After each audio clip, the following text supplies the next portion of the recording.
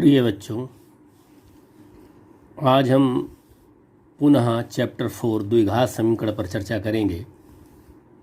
वैसे तो व्यापक समीकरण के रूप में देखें यदि हम द्विघात समीकरण को, तो a x square plus b x plus c equal to zero, जहाँ पर a does not equal to zero, a zero नहीं होना चाहिए जैसा कि आपको दिखाई दे रहा है।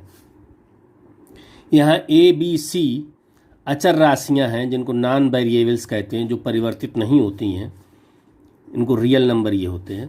एक्स वेरिएबल्स चर राशियां होती हैं। वास्तव में पहले ये था, अधिकांश लोग ये जानते थे या मानते थे कि बेबीलोन वासियों ने ही सर्वप्रथम द्विघात समीकरणों का हल किया था। वो ये नहीं जानते थे कि वास्तव में जो भारतीय प्राचीन गणितज्ञ थे, द्विघात समीकरण को सबसे पहले उन्होंने हल किया। और उसके इतिहास को यदि हम देखें तो ईसा पूर्व 598 से लेकर के 665 तक ब्रह्मगुप्त जी का काल रहा। उन्होंने जो द्विघात समीकरण था उसको a x square plus b x equal to c के रूप में अध्ययन किया था। इसके बाद ईसा पूर्व 1025 में श्री धराचार्य जी ने सूत्र प्रतिपादित किया द्विघात समीकरण के लिए, जिसको हम द्विघाती सूत्र कहते हैं। अभी मैं इस पर चर्चा करूंगा। इसके बाद एक अरब गणितज्ञ थे अल ख्वारिज़मी, ईसा पूर्व 800 में द्विघात समीकरण पर इन्होंने भी अध्ययन किया और कई द्विघात समीकरणों को हल करके भी दिखाया। इसके बाद अब्राहिम बार हिया हानाशी यूरो ने 1145 में अपनी एक पुस्तक लिखी थी, लिवर एम्बाडोरम। तो इस लिवर एम्बाडोरम में भी इन्होंने द्विघात समीकरण के पूर्ण हल किए थे। अब हम यहाँ पर द्विघात समीकरण को हल करने की कौन कौन सी विधियाँ हो सकती हैं उस पर चर्चा करेंगे। पूर्व में आपने पढ़ा था बहुपद, रैखिक बहुपद, द्विघात बहुपद, त्रिघात बहुपद, और उसी के आगे हम इसकी जनरल इक्वेशन बता रहे हैं कि बहुपद से समीकरण बना। समीकरण के लिए दोनों पक्ष चाहिए। ये आपका लेफ्ट हैंड साइड, ये राइट हैंड साइड होता है।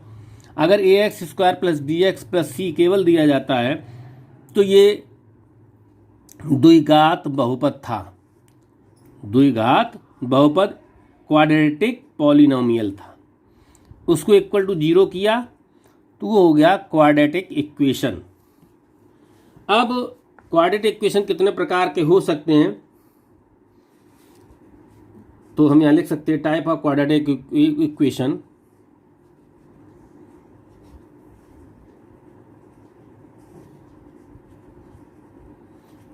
Type of quadratic equations.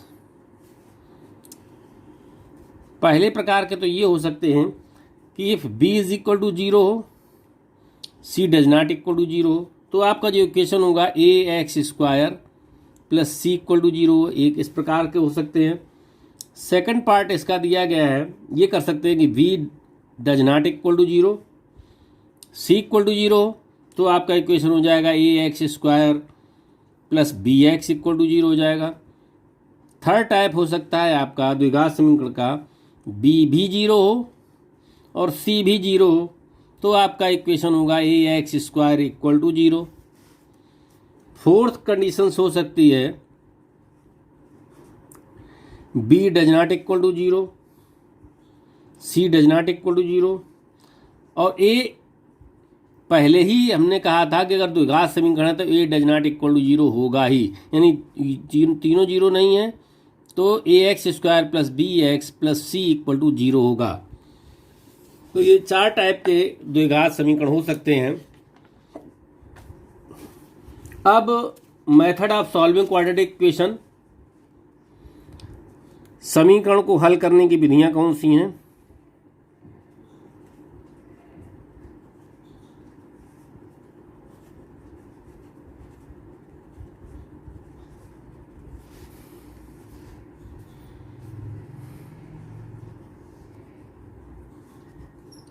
Methods of solving quadratic equation. Quadratic equation किन किन विधियों के द्वारा हल किया जा सकते हैं? Number first,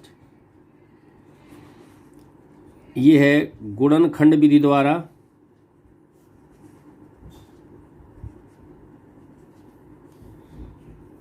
factorisation method.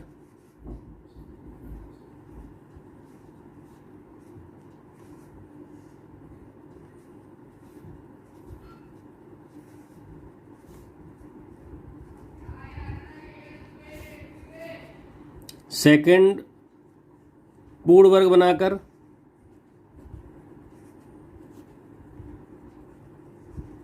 एक पूर्ण वर्ग की विधि होती है कंप्लीटिंग द स्क्वायर एल्गोरिथम।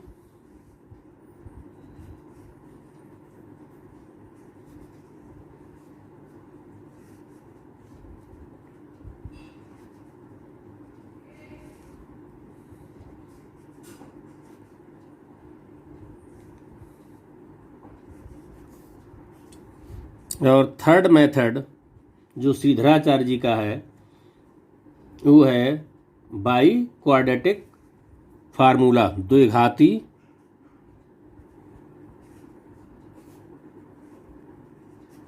सूत्र द्वारा।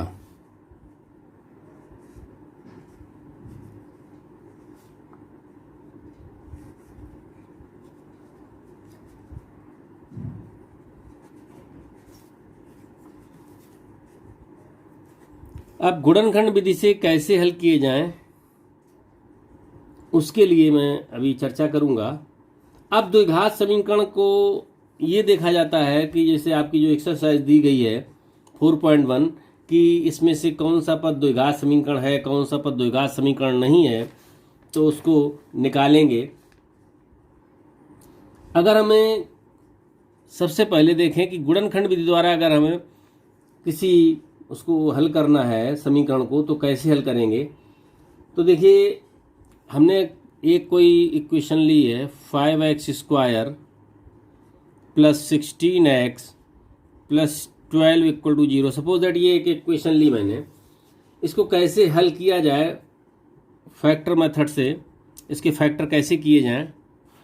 तो सबसे पहले क्या करते हैं, हमने बताया था कि यहाँ ax² plus bx plus c दिया गया, तो a और c को हम यहाँ निकाल के इनके कोफिशिएंट रख लेंगे और इनके ऐसे फैक्टर करेंगे कि जिनका सम b के बराबर हो जाए,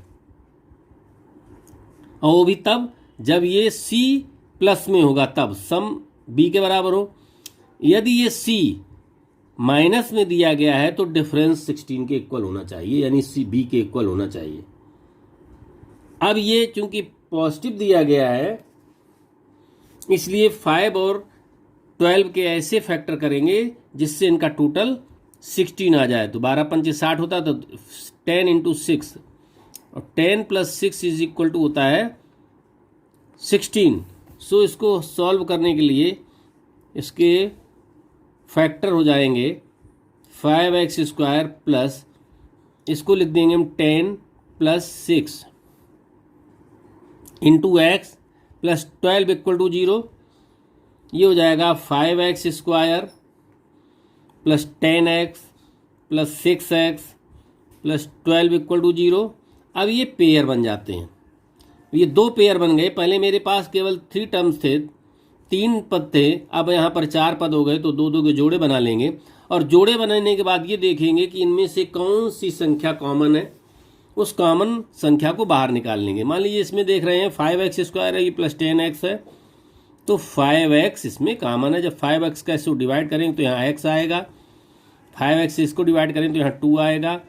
इसी प्रकार से इन दोनों पदों में देखेंगे कौन सी संख्या कॉमन है, तो यहाँ पर 6 कॉमन है, तो यहाँ x प्लस 2 इक्वल टू 0 आएगा। अब यहाँ पर यह भी ध्यान देने योग्य बात होती है कि ये दोनों कोष्टक के अंदर संख्याएं आएंगी वो समान होनी चाहिए। यदि ये संख्याएं समान नहीं आ रही हैं तो इसका मतलब मेरी कहीं ना कहीं इसमें मिस्टेक हो गई है, तो उसको हम ठीक करके एक बार चेक कर लेंगे। तो x प्लस 2 पुनः कॉमन आ जाएगा, तो ये हो जाएगा 5x प्लस 6 इक्वल टू 0। अब यहाँ पर दो अलग अलग टर्म्स हो गए हैं, तो एक को लेंगे, अगर या ये 2 का मल्टीपल 0 है तो इनमें से या तो ये 0 होगा या ये 0 होगा। तो हम सबसे पहले पहली कंडीशन ले लें, if x + 2 = 0 then x is equal to हो जाएगा -2 and 5x + 6 = 0 then x equal to हो जाएगा, ये ट्रांसफर करेंगे -6/5। तो x के यहाँ पर दो मान निकल आएंगे, -2 और -6/5। इस प्रकार से गुणनखंड विधि से यदि c धनात्मक है तो हल करने की विधि ये होगी। लेकिन यदि c पार्ट निगेटिव है, माइनस में दिया गया है, तो हल कैसे करेंगे, उसके लिए भी हम एक इक्वेशन लिख रहे हैं, 2x² + x - 6 = 0। यहाँ देखिए ये c पार्ट जो दिया गया है इसका, ये माइनस में है, तो हम इसको सबसे पहले तो यहाँ निकाल के रखेंगे। 2 × 6 12 होता है। अब इसके ऐसे फैक्टर करेंगे जिससे इनका डिफरेंस 1 के बराबर हो जाए। तो 4 × 3 4 - 3 = 1, वेरी सिंपल। तो क्या करेंगे, इसके बाद हम 2x² तो ऐसे ही लिख देंगे, प्लस इस x को 4 - 3 में ब्रेक करेंगे। तो यहाँ लिखेंगे हम 4 - 3 × x - 6 = 0। इस x का मल्टीपल कर देंगे अंदर, तो ये हो जाएगा 2x² + 4x - 3x - 6 = 0। ये होगा आपका एक पेयर, दूसरा पेयर ये हो गया। इसमें कॉमन लेंगे 2x, यहाँ से बचेगा x + 2, यहाँ कॉमन है 3 माइनस का x + 2, मेरे दोनों ब्रैकेट में समान संख्याएं आएंगी इसलिए सही है। x + 2 पुनः कॉमन हो जाएगा, 2x - 3 = 0 आएगा। अब यहाँ पर वही प्रक्रिया करेंगे, if x + 2 = 0 then x = -2, 2x - 3 = 0 then x equal to हो जाएगा 3/2। तो जो x की वैल्यू होगी -2 होगी पहली और एक 3/2 होगी, ये दो मान निकल आएंगे। ये तो हो गए आपके दो एग्जाम्पल गुणनखंड विधि द्वारा हल करने वाले। इसके बाद आएंगे आपके पूर्ण वर्ग विधि से हल करने के लिए। तो पूर्ण वर्ग विधि से जब हल करेंगे तो उसको हल करने की विधि अलग प्रकार से होगी। वो इस प्रकार से देखो हल करेंगे, मैं एक इसमें कर रहा हूँ पूर्ण वर्ग विधि से। जैसे ये दिया गया है 9x² - 15x + 6 = 0। ये पूर्ण वर्ग विधि से हल करने का प्रोसेस में बता रहा हूँ। देखिए, सबसे पहले पूर्ण वर्ग विधि से हल करने के लिए द्विघात समीकरण में दिए गए x² के गुणांक को 1 करते हैं, 1। उसके लिए मुझे जो भी x² के साथ में वैल्यू दी गई होती है, उस दी गई वैल्यू से हम उसको डिवाइड कर देते हैं। जैसे कि यहाँ 9 दिया गया है, तो इस 9 से हम इसको डिवाइड कर देंगे। तो जब 9 से इसको डिवाइड करेंगे तो ये हो जाएगा 9x² /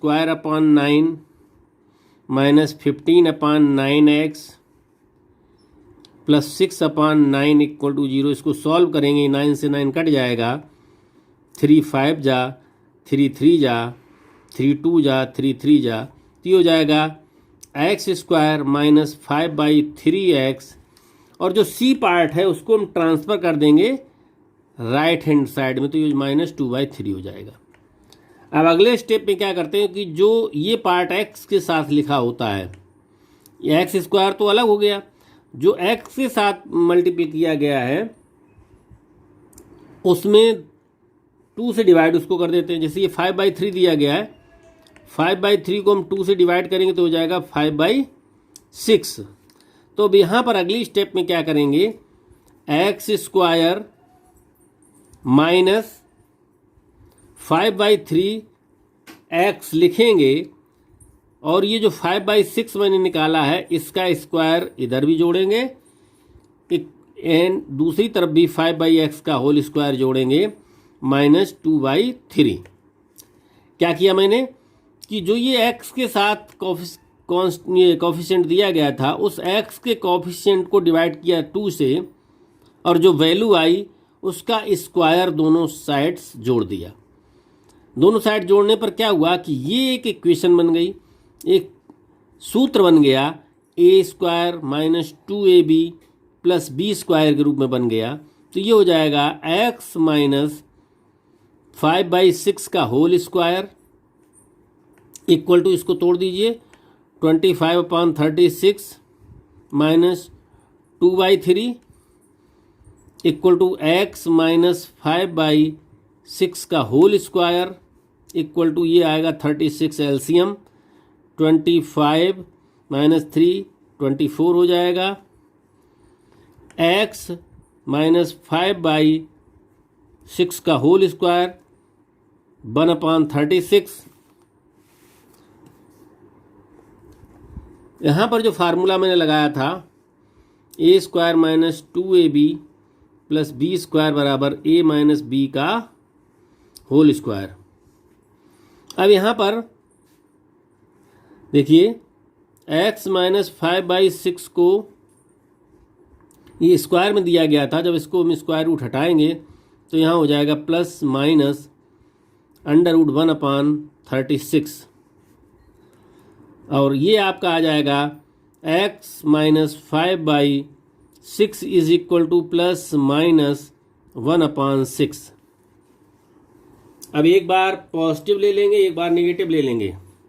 अगर प्लस ले लें,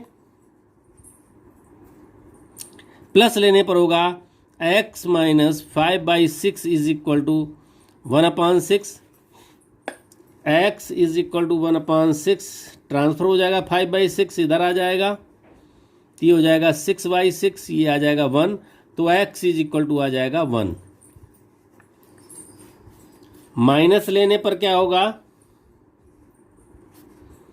x माइनस 5/6 तो इधर आएगा, माइनस 1/6 इधर आ जाएगा, तो ये हो जाएगा 5/6 माइनस 1/6, ये आएगा आपका 4/6 2 3, तो यहाँ पर x इज इक्वल टू आ जाएगा 2/3। तो x की दो मान आएंगे 1 एंड, तो ये आपका मेथड था पूर्ण वर्ग विधि द्वारा। इसके बाद आपका सूत्र की सहायता से किसी भी समीकरण को हल करना होगा, तो वो कैसे हल करेंगे, वो फार्मूला वो आपका जो दिया गया है वो फार्मूला मैं अभी बता रहा हूं।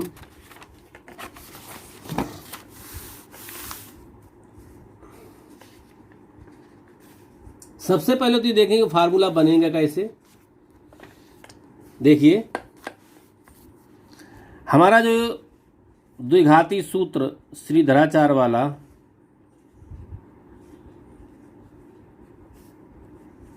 वो है आपका कैसे सॉल्व किया गया, ax square plus bx plus c equal to 0 दिया गया है। हमने कहा था कि सबसे पहले क्या करते हैं, हम इसको x स्क्वायर को हम कोफिशिएंट 1 लाते हैं, तो उसके लिए क्या करेंगे, a से डिवाइड करेंगे, तो ये हो जाएगा x square plus b/a x plus c/a equal to 0। Constant term को राइट हैंड साइड में ट्रांसफर करेंगे, x square plus b/a x is equal to minus c/a। जो b/a दिया गया है इसका हाफ करेंगे तो हो जाएगा b/2a। तो x square plus b/a x plus b/2a का होल स्क्वायर इधर ऐड करेंगे और b/2a का whole square right hand side में ऐड करेंगे। तो ये आपका एक फार्मूला बन गया, सूत्र बन गया, x प्लस b/2a का whole square is equal to, इसको सॉल्व करें, b square upon 4a square minus c/a।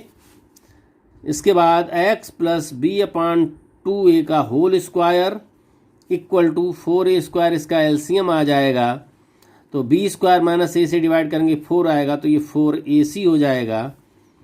यहाँ पर x प्लस b/2a का whole square is equal to b square minus 4ac, इसको हटा दें स्क्वायर को हम, तो ये हो जाएगा plus minus under root b square minus 4ac upon 4a square. अभी 4a स्क्वायर अगर हम अंडर रूट से बाहर लाते हैं तो x plus b upon 2a is equal to plus minus under root b square minus 4ac upon 2a। b upon 2a को transfer कर दें तो x इक्वल टू हो जाएगा minus b upon 2a plus minus under root b square minus 4ac upon 2a। तो यहाँ पर जो वैल्यू आएगी, एलसीएम पुनः ले लें इसका, तो ये हो जाएगा B square minus 4ac upon 2a। ये x की वैल्यू निकल आई।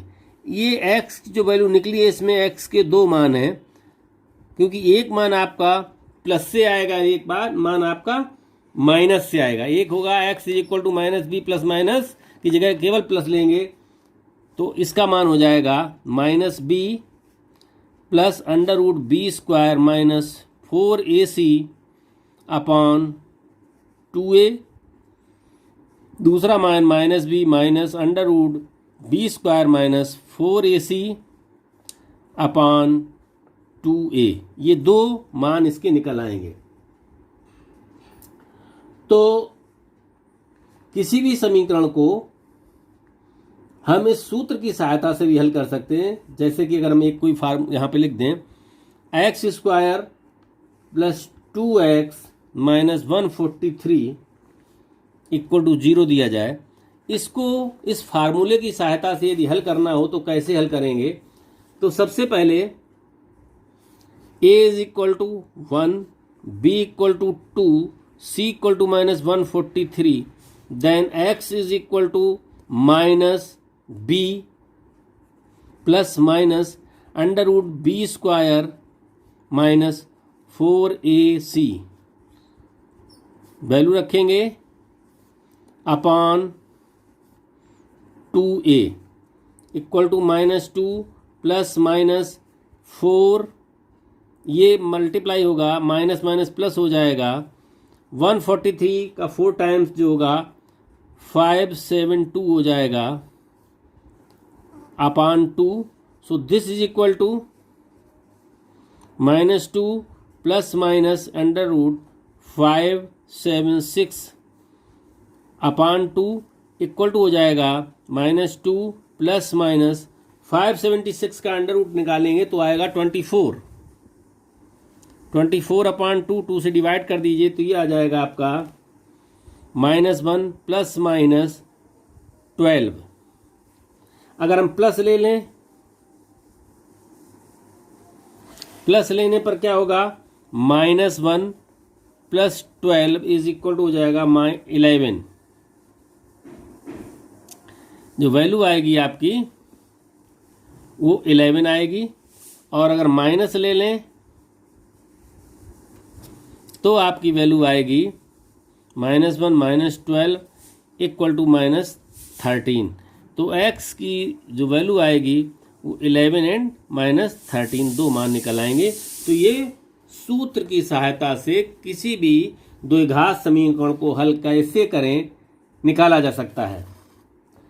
अब इसके बाद जो आपका ये सूत्र दिया गया है द्विघात समीकरण, इस द्विघात समीकरण की सहायता से हम ये कैसे पता लगाएं कि जो दिया गया समीकरण है उसके जो मूल आएंगे वो मूल किस प्रकार के होंगे, उसको ज्ञात करने के लिए हमें इसके जो अंडर रूट के अंदर जो लिखा हुआ है बी स्क्वायर माइनस 4ac, तो बी स्क्वायर माइनस 4ac जो ब्रैकेट इसके अंडर रूट के अंदर लिखा हुआ है, ये डिपेंड करता है कि जो द्विघात समीकरण है उसके मूल कैसे होंगे। और इस चीज को हम जो आपका बी स्क्वायर माइनस 4ac होता है, बी स्क्वायर माइनस 4ac, इसको हम डिनोट करते हैं डी से, इसको कहते हैं हम डिस्क्रिमिनेंट। इसको कहते हैं विविक्त कर, यानी कि जो आपका द्विघात समीकरण है उसके मूलों का निर्धारण, मूलों के गुणों का निर्धारण ये विविक्त कर करता है। इस विविक्त कर की वैल्यू क्या हो सकती है, इस पर हम चर्चा करेंगे। सबसे पहले तो हम देखें कि जो बी स्क्वायर माइनस 4ac, चूंकि ये अंडर रूट के अंदर दिया गया है और ये शेष संख्याएं तो बाहर दी गई हैं, लेकिन ये अंडर रूट के अंदर, ये अगर अंडर रूट नहीं हल हो रहा है तो इसका मान कैसा आएगा, तो उसी पर चर्चा करेंगे। बी स्क्वायर माइनस 4ac की तीन कंडीशंस हो सकती हैं जो विविक्त कर होगा। या तो बी स्क्वायर माइनस 4ac की जो वैल्यू हो इक्वल टू 0 हो, यानी कि d is equal to 0, d is equal to 0, या हम कह सकते हैं b square minus 4ac equal to 0, पहली कंडीशन होगी ये। दूसरी कंडीशन ये हो सकती है कि d इज ग्रेटर देन 0, यानी कि बी स्क्वायर माइनस 4ac की जो वैल्यू है वो 0 से बड़ी हो।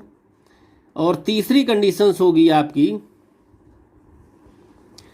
d is less than 0, it means b square minus 4ac की जो वैल्यू निकल के आए वो 0 से छोटी हो, यानी निगेटिव हो, माइनस में हो। तो जब b square minus 4ac equal to 0 होगा तो जो आपका फार्मूला दिया गया है वो फार्मूला है x is equal to minus b plus minus under root b square minus 4ac upon 2a। तो जरा इस पर गौर करें, जो ये फार्मूला मेरा दिया गया है श्रीधराचार्य की विधि द्वारा जो निकाला गया फार्मूला है, वहाँ पर जब इसकी वैल्यू 0 रख दी जाएगी तो मेरे पास बचेगा माइनस बी अपॉन 2a केवल। और माइनस बी अपॉन 2a का मतलब हुआ जाकर के x का एक मान तो निकलेगा नहीं, क्योंकि ये द्विघात समीकरण है, इसलिए इसमें x के दो मान होंगे। तो दोनों मान माइनस बी अपॉन 2a होंगे। इसका मतलब मूल जो होंगे इसके जो वो आएंगे, रूट्स आएंगे, तो वो मूल कैसे होंगे, बराबर होंगे, समान होंगे, बराबर वास्तविक व परिमेय होंगे। ये पहली कंडीशंस निकल आई। जब d इज इक्वल टू 0 होगा तो जो समीकरण होगा उसके जो मूल निकलेंगे वो बराबर होंगे, वास्तविक होंगे और परिमेय होंगे। यदि d is equal to d is greater than 0 हो तो दो कंडीशंस इसमें भी आएंगी। एक तो जो आपका मान आए वो पूर्ण वर्ग में आए अंदर, जैसा कि अभी मैंने एग्जाम्पल दिया है a का पूर्ण वर्ग। देखिए अभी मैंने जो सॉल्व किया तो ब्रैकेट के अंदर 576 आया, 576 आया अंडर रूट के अंदर, तो ये पूर्ण वर्ग संख्या थी, इसका 24 आ गया। और सपोज दैट ये यहाँ पर ब्रैकेट के अंदर √5 होता तो √5 बना रहता है, इसको हम वर्गमूल नहीं ले सकते थे, स्क्वायर रूट नहीं ले सकते थे। तो ये दो प्रकार की राशियाँ आ जाएंगी, एक तो पूर्ण वर्ग आ सकता है, दूसरा अपूर्ण वर्ग आ सकता है। तो कंडीशन क्या होगी, इसके जो मूल होंगे भिन्न भिन्न होंगे दोनों से। इसमें क्या होगा, जो पूर्ण वर्ग होगी संख्या इसके परिमेय होंगे, इसमें परिमेय संख्या मूल आएंगे और इसके मूल जो होंगे वो अपरिमेय होंगे। जैसे √5 अगर आ गया अंदर तो ये मूल जो होंगे वो इस समीकरण से प्राप्त मूल अपरिमेय होंगे। तीसरी कंडीशन है d इज लेस देन 0। जब d का मान निगेटिव हो जाएगा तो मेरे जो मूल होंगे वो अधिकल्पित होंगे, इसके द्वारा कोई मूल सही प्राप्त नहीं होंगे, मूल अधिकल्पित होंगे।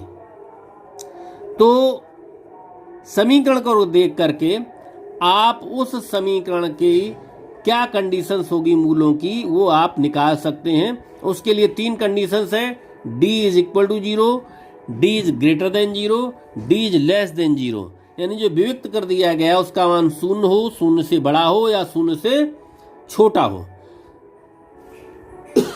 अब इसके बाद हम चर्चा करेंगे, यदि मूल ज्ञात हैं आपको, माना दो मूल दिए गए हैं, एक अल्फा एक बीटा है, तो दो मूल ज्ञात होने पर जो समीकरण प्राप्त होता है उस समीकरण को क्या लिखते हैं, एक्स स्क्वायर माइनस मूलों का योग इंटू एक्स प्लस मूलों का गुणन फल इज इक्वल टू 0। ये एक फार्मूला होता है। जब मूल आपको ज्ञात हैं, ऐसी दशा में समीकरण एक्स स्क्वायर माइनस मूलों का योग इंटू एक्स प्लस मूलों का गुणनफल इंटू इक्वल टू 0 होता है। अब ये अल्फा और बीटा मूल निकाले कैसे जाए, उसके लिए देखिए a x square plus b x plus c equal to 0 दिया गया है, तो मूल यदि इसके अल्फा बीटा मूल हैं तो फार्मूला होता है अल्फा प्लस बीटा, जिसको हम कहेंगे मूलों का योग, सम ऑफ रूट्स, मूलों का योग alpha plus beta is equal to होता है, यानी कि जो दो आपके मूल निकले थे, मूल ये हो गए, ये अल्फा है, सपोज दैट ये बीटा है, दो मान निकल आए। इस समीकरण को जो द्विघात समीकरण हल किया, एक मान ये निकला एक मान ये निकला, एक को अल्फा मान लिया मैंने, एक को बीटा मान लिया। ये सपोज दैट अल्फा है ये बीटा है, तो इन दोनों मूलों के यदि जोड़ दें तो ये तो कट ही जाएंगे, तो आपके पास आएगा -2b/2a, तो ये आएगा -b/a। इट मीन्स -b क्या है, b जो है वो x का गुणांक है, coefficient of x upon x, a जो दिया गया है वो x स्क्वायर का गुणांक है, x स्क्वायर का गुणांक है। इसके बाद मूलों का गुणनफल क्या होगा, मूलों का गुणनफल हम लिखेंगे alpha into beta equal to c/a, यानी अचर पद अपॉन एक्स स्क्वायर का गुणांक। जो द्विघात समीकरण दिया गया है उस द्विघात समीकरण में मूलों का योग और मूलों का गुणनफल जो होता है वो -b/a और c/a होता है। तो इस प्रकार से